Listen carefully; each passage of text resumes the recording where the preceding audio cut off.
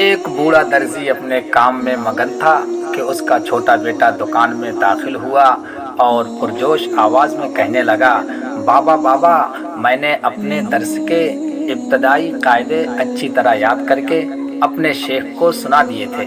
انہوں نے مجھے امتیازی نمبروں کے ساتھ اگلی جماعت میں شامل کر لیا ہے۔ باپ نے خوش ہو کر بیٹے کا ماتھا چوما اور مبارکباد دی تو بیٹا کہنے لگا، بابا، آپ نے وعدہ کیا تھا کہ جب میں یہ قاعدے یاد کر لوں گا تو آپ مجھے زندگی گزارنے کا بہترین گر سکھائیں گے۔ بابا، آج وہ وعدہ پورا کرے نا؟ بوڑھے درزی نے کہا، ہاں میرے بیٹے، مجھے اچھی طرح یاد ہے۔ میں ذرا کام سے فارغ ہو جاؤں تو پھر تمہیں کچھ حکمت کی باتیں نصیحت کرتا ہوں۔ تم ایسا کرو، ذرا وہ قینچی تو مجھے پکڑانا۔ بیٹے نے باپ کو قینچی پکڑائی تو بوڑھے درزی نے قینچی کے ساتھ ایک بڑے کپڑے کو چھوٹے چھوٹے ٹکڑوں میں کاٹنا شروع کر دیا۔ کپڑا کاٹنے کے بعد قینچی کو زمین پر رکھے جوتوں میں پھینک دیا، پھر سوئی اٹھائی، اس میں دھاگا ڈالا اور ان ٹکڑوں کو ایک دوسرے کے ساتھ جوڑ کر خوبصورتی سے سینے لگا۔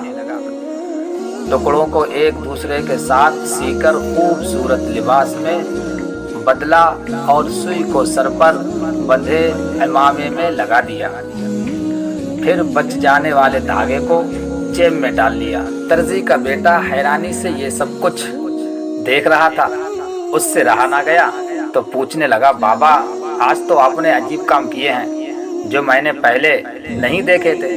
مہنگی قینچی کو زمین پر جوتوں میں اور سستی سوئی کو سر پر امامے میں، ایسا کیوں کیا؟ اس کا درزی باپ مسکراتے ہوئے کہنے لگا، بیٹا سنو، میرے پاس وہ بڑا کپڑا ایک خاندان کی مانند تھا جس کو قینچی نے چھوٹے چھوٹے ٹکڑوں میں بانٹ دیا تھا۔ تو قینچی اس شخص کی مثال ہے جو آپس میں مضبوط رشتوں میں دراریں ڈال کر انہیں الگ ہونے پر مجبور کر دیتا ہے۔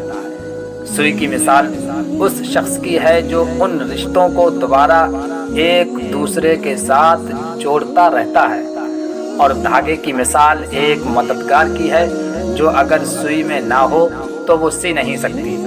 اب میرے بیٹے، تم نے زندگی بھر اس نصیحت کو یاد رکھنا ہے کہ بظاہر قیمتی دکھائی دینے والے لوگ جو رشتوں کو فرقہ فرقہ کرنے والے ہیں، ان کی جگہ قینچی کی مانند جوتوں میں ہے، اور ہمیشہ جوڑنے والے لوگ جو سوئی کی طرح بظاہر عام سے کیوں نہ دکھائی دیں، انہیں ہمیشہ عزت و احترام سے سر پر بٹھا کر رکھنا۔